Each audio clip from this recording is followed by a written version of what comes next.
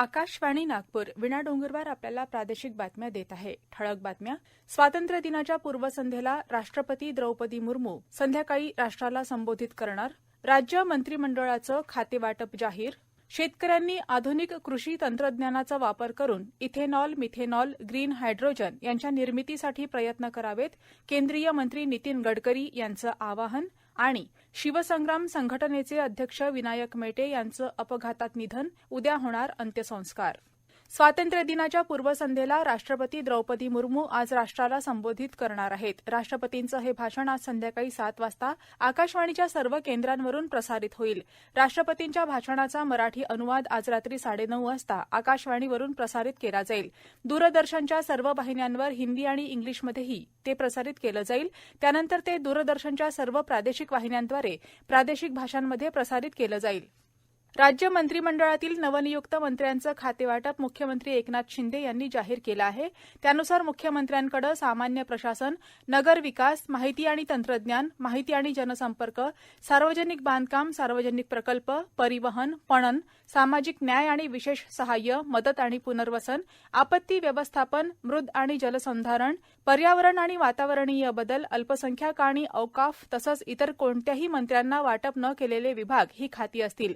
उपमुख्यमंत्री देवेंद्र फडणवीस यांच्याकडे गृह, वित्त आणि नियोजन, विधी आणि न्याय, जलसंपदा आणि लाभक्षेत्र विकास, गृहनिर्माण, ऊर्जा, राजशिष्टाचार ही खाती असतील.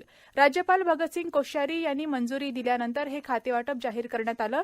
त्यानुसार राधाकृष्ण विखे पाटील यांच्याकडे महसूल, पशुसंवर्धन आणि दुग्ध विकास, सुधीर मुनगंटीवार वन, सांस्कृतिक कार्य आणि मत्स्य व्यवसाय, चंद्रकांत पाटील उच्च आणि तंत्रशिक्षण, वस्त्रोद्योग आणि संसदीय कार्य, डॉ विजयकुमार गावित आदिवासी विकास, गिरीश महाजन ग्रामविकास आणि पंचायती राज, वैद्यकीय शिक्षण, क्रीडा आणि युवक कल्याण, गुलाबराव पाटील पाणीपुरवठा आणि स्वच्छता, दादा भुसे बंदरे आणि खनिकर्म, संजय राठोड अन्न आणि औषध प्रशासन, सुरेश खाडे कामगार, संदीपान भुमरे रोजगार हमी योजना आणि फलोत्पादन, उदय सामंत उद्योग, तानाजी सावंत सार्वजनिक आरोग्य आणि कुटुंब कल्याण, रवींद्र चव्हाण सार्वजनिक बांधकाम, सार्वजनिक उपक्रम वगळून अन्न आणि नागरी पुरवठा आणि ग्राहक संरक्षण, अब्दुल सत्तार कृषी, दीपक केसरकर शालेय शिक्षण आणि मराठी भाषा, अतुल सावे सहकार, इतर मागास आणि बहुजन कल्याण, शंभूराज देसाई राज्य उत्पादन शुल्क आणि मंगलप्रभात लोढा यांच्याकडे पर्यटन, कौशल्य विकास आणि उद्योजकता,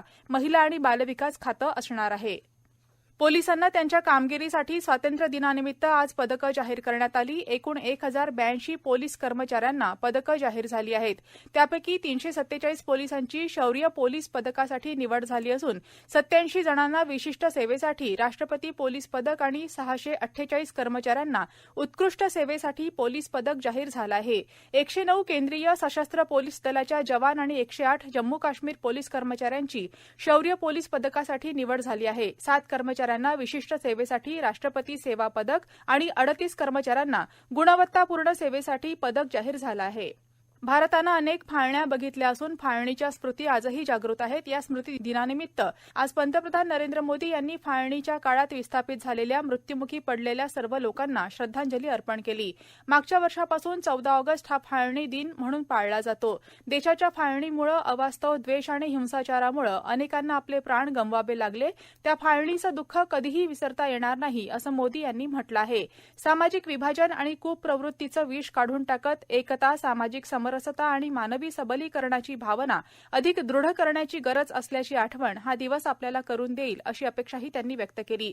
अमरावती जिल्हा प्रशासनातर्फे बँक ऑफ महाराष्ट्र आणि लीड बँकेतर्फे हनुमान व्यायाम प्रसारक मंडळाच्या सभागृहात आज विभाजन विभीषिका स्मृती दिवसानिमित्त प्रदर्शनाचं आयोजन करण्यात आलं होतं. निवासी उपजिल्हाधिकारी आशिष बिजवल यांच्या हस्ते प्रदर्शनाचं उद्घाटन झालं. फाळणी दुःखद स्मृती दिनावर आधारित चित्र प्रदर्शन घडामोडींचं आयोजन आज गोंदिया तहसील कार्यालय प्रशासकीय भवन इथं करण्यात आलं होतं. या प्रदर्शनाचं उद्घाटन तहसीलदार अनिल खडतकर यांच्या हस्ते करण्यात आलं. स्वातंत्र्य प्राप्तीनंतरच्या 75 वर्षातल्या राष्ट्र उभारणीची गाथा, भारतीय स्वातंत्र्याची कहाणी सांगे आकाशवाणी या कार्यक्रमातून आकाशवाणीच्या श्रोत्यांना येत्या 15 ऑगस्टपासून ऐकायला मिळणार आहे. बहुजन हिताय बहुजन सुखाय या घोषवाक्याचं पालन करणाऱ्या आकाशवाणीच्या ब्रिदाला जागून देशाचा गौरवशाली इतिहास सुमारे 1 अब्ज 30 कोटी श्रोत्यांपर्यंत या मालिकेच्या माध्यमातून पोहोचणार आहे. FM गोल्ड वाहिनीवर, त्याचप्रमाणे इंस्टाग्राम, ट्विटर, फेसबुक आणि युट्यूब या समाज माध्यमांच्या विविध व्यासपीठांवर ही मालिका उपलब्ध असेल. राष्ट्रपिता महात्मा गांधी, नोबेल पारितोषिक विजेते सर सी.व्ही. रमण, देशाच्या अणुवैज्ञानिक प्रगतीचे शिल्पकार होमी जहांगीर भाभा अशा अनेक दिग्गजांचे आवाज या मालिकेत आपल्याला ऐकायला मिळतील. या प्रादेशिक बातम्या आपण आकाशवाणीच्या नागपूर केंद्रावरून ऐकत आहात. आमच्या केंद्रावरील सर्व बातम्या ऐकण्यासाठी आणि ताज्या घडामोडी जाणून घेण्यासाठी Marathi news Nagpur all India radio या आमच्या यूट्यूब चॅनलला नक्की सबस्क्राईब करा. शेतकऱ्यांनी आता अन्नदाता म्हणूनच न राहता ऊर्जादाता म्हणून पुढे यावं आणि आधुनिक कृषी तंत्रज्ञानाचा वापर करून इथेनॉल, मिथेनॉल, ग्रीन हायड्रोजन यांच्या निर्मितीसाठी प्रयत्न करावेत. तसंच देशाची पेट्रोल डिझेलची गरज कमी होईल आणि या आयातीचा खर्च कृषीविषयक उपक्रमासाठी खर्च होईल. यासाठी आता शेतकरी आणि शेती व्यवस्थापन संस्थांनी पुढाकार घेतला पाहिजे, अशी अपेक्षा केंद्रीय भूपृष्ठ वहन मंत्री नितीन गडकरी यांनी institute of cost accounts of India आणि वनामती यांच्या संयुक्त विद्यमानं आयोजित CMA-FPO कॉस्ट अँड मॅनेजमेंट कृषी उत्पादक संघ परिसंवादात बोलताना व्यक्त केली. देशातील 65% जनता ही कृषी आणि संलग्नित क्षेत्राशी निगडित असून याकरिता देशाची कृषी आर्थिक व्यवस्था ही शाश्वत बनवणं गरजेचं आहे. देशाचा कृषी दर 25% गेला तरच देशाचा संतुलित आर्थिक समतोल राखता येईल. कृषी क्षेत्रातील वाहतूक यंत्रणा ही आता सुलभ झाली असून तिला अजून प्रभावीरित्या उत्तम बनवणं आवश्यक असून या वाहतुकीचा खर्चही कमी झाला पाहिजे, असं ते यावेळी बोलताना म्हणाले. नागपूर जिल्ह्यात आयोजित राष्ट्रीय लोक अदालतीत पुन्हा एकदा मोठ्या प्रमाणात प्रलंबित प्रकरणं निकाली निघाली. महाराष्ट्र राज्य विधी सेवा प्राधिकरणाच्या मार्गदर्शनात जिल्हा विधी सेवा प्राधिकरण नागपूरच्या वतीनं जिल्हा न्यायालय नागपूर तसंच नागपूर जिल्ह्यातील इतर न्यायालयात दिवाणी दावे, तडजोडी योग्य फौजदारी प्रकरणं, कौटुंबिक वादासंबंधीची प्रकरणं, कलम 138 पराक्रम्य दस्तऐवज अधिनियमाअंतर्गत प्रकरणं, ग्राहक तक्रार निवारण आयोगासमोरील दाखल प्रकरणं, दावा दाखलपूर्व प्रकरणं आणि तडजोडी योग्य दिवाणी आणि फौजदारी प्रलंबित प्रकरणं सामोपचारानं निपटारा करण्यासाठी ठेवण्यात आली होती. राष्ट्रीय लोक अदालतीमध्ये प्रकरणं हाताळण्यासाठी नागपूर जिल्ह्यात एकूण 32 पॅनल्स तयार करण्यात आले होते. आझादी का अमृत महोत्सव अंतर्गत रन फॉर 75चं आयोजन क्रीडा विभागातर्फे करण्यात आलं. या रॅलीचा शुभारंभ नागपूरच्या जिल्हाधिकारी आर विमला यांच्या हस्ते झाला. अकोला जिल्ह्यात स्वातंत्र्याचा अमृत महोत्सव निमित्त ठिकठिकाणी विविध कार्यक्रमांचं आयोजन करण्यात आलं आहे. त्याचाच एक भाग म्हणून अकोला शहरातील प्रमुख शासकीय इमारती विद्युत रोषणाईनं सजवल्या आहेत. हर घर तिरंगा अभियान, भाषण स्पर्धा, चित्रकला स्पर्धा, गावातील मुलांना तिरंगा झेंडा वाटप, चलचित्र प्रदर्शन कार्यक्रम, स्वच्छता अभियान या कार्यक्रमांच्या माध्यमानं कविकुल गुरु कालिदास विद्यापीठ रामटेक इथं गेल्या 11 तारखेपासून स्वातंत्र्याचा अमृत महोत्सव साजरा करण्यात येत आहे. प्रभू पद्मेश्वर आरती मंडळातर्फे आज वाशिम इथं पद्मतीर्थ इथं एका जलतरणपटूनं हातामध्ये तिरंगा ध्वज घेऊन पाण्यामध्ये उतरून अमृत महोत्सव साजरा केला. वाशिम जिल्ह्यातील ज्या स्वातंत्र्य सैनिकांनी देशाच्या स्वातंत्र्य लढ्यात योगदान दिलं अशा स्वातंत्र्य सैनिकांच्या घरावर विद्युत रोषणाई करण्यात आली आहे.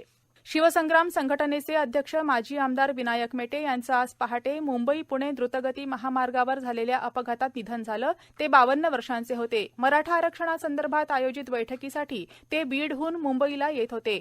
पनवेल ते खालपूर दरम्यानच्या माडप बोगद्याजवळ त्यांची गाडी पुढच्या वाहनाला धडकली. या अपघातात मेटे यांच्या डोक्याला आणि हाताला गंभीर दुखापत झाली. त्यांना नवी मुंबईतल्या MGM रुग्णालयात दाखल केलं होतं. त्यांच्यावर ICUमध्ये उपचार सुरू होते. नंतर त्यांचं निधन झालं असल्याचं रुग्णालय प्रशासनानं जाहीर केलं. अपघातात त्यांचा वाहन चालकही जखमी झाला असून त्याची प्रकृती गंभीर आहे. विनायक मेटे 2014 पर्यंत राष्ट्रवादी काँग्रेसमध्ये होते. 2014 मध्ये त्यांनी भाजपाशी आघाडी करत बीड विधानसभा मतदारसंघातून निवडणूक लढवली. मात्र त्यात त्यांना पराभव पत्करावा लागला. 2016 मध्ये ते विधान परिषदेवर बिनविरोध निवडून गेले. ते मराठा आरक्षण आणि मुंबईत समुद्रात छत्रपती शिवाजी महाराजांचं स्मारक व्हावं यासाठी आग्रही होते. त्यासाठी त्यांनी सातत्यानं प्रयत्न केले. त्यांच्या पार्थिवावर उद्या दुपारी 3:30 वाजता बीडमध्ये शासकीय इतमामात अंत्यसंस्कार होणार आहेत. ट्रकनं हुलकावणी दिल्यानं हा अपघात झाल्याचं सांगितलं जात आहे. या पार्श्वभूमीवर मुख्यमंत्री एकनाथ शिंदे यांनी अपघाताच्या चौकशीचे आदेश दिले आहेत. विनायक मेटे यांच्या अपघाती निधनाचं वृत्त अत्यंत धक्कादायक आहे. त्यांचं सामाजिक कार्य तसंच उपेक्षित समाज घटकांच्या विकासातील योगदान मोठं आहे, अशा शब्दात राज्यपाल भगतसिंग कोश्यारी यांनी मेटे यांना आदरांजली अर्पण केली. विनायक मेटे यांचं अपघाती निधन अत्यंत वेदना देणारं असून त्यांच्या निधनानं मराठा आरक्षणासह सामाजिक चळवळीचा बुलंद आवाज, धडाडीचं नेतृत्व हरपलं, अशा शब्दात मुख्यमंत्री एकनाथ शिंदे यांनी दुःख व्यक्त केलं आहे. उपमुख्यमंत्री देवेंद्र फडणवीस, राष्ट्रवादी काँग्रेसचे अध्यक्ष शरद पवार, विरोधी पक्षनेते अजित पवार, केंद्रीय मंत्री रामदास आठवले यांनीही मेटे यांच्या निधनाबद्दल दुःख व्यक्त केलं आहे.